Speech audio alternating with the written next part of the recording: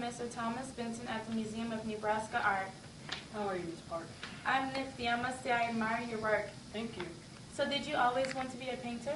Growing up, my dad was a politician, so I was very familiar with the political world, but I was more interested in art. Did your parents support you in your dream to be a painter? My mom encouraged me to keep drawing, even though Dad wanted me to follow in his footsteps. How did you develop your own personal style?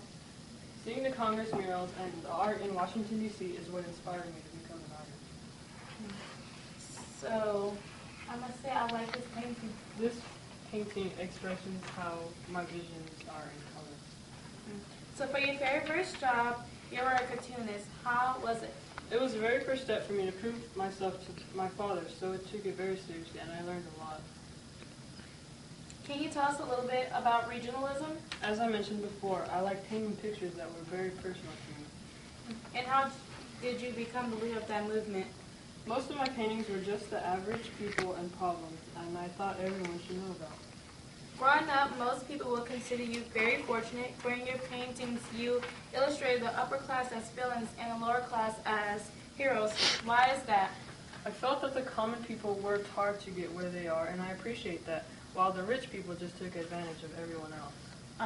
So basically, as your career progressed, you served in World War I. What role did you play?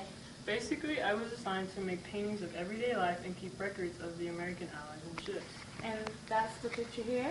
In this painting, you may notice that there were men working on the first U.S. tank ship.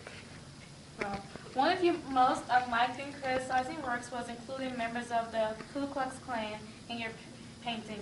How did you deal with the harsh criticism? From the start, I knew there were going to be times when people didn't like my work, so that didn't bother me. Also, the members of the Ku Klux Klan were a part of everyday life. Who influenced you and why? Stanton McDonald Wright. He used synchronism, which is the idea that sound and color are alike.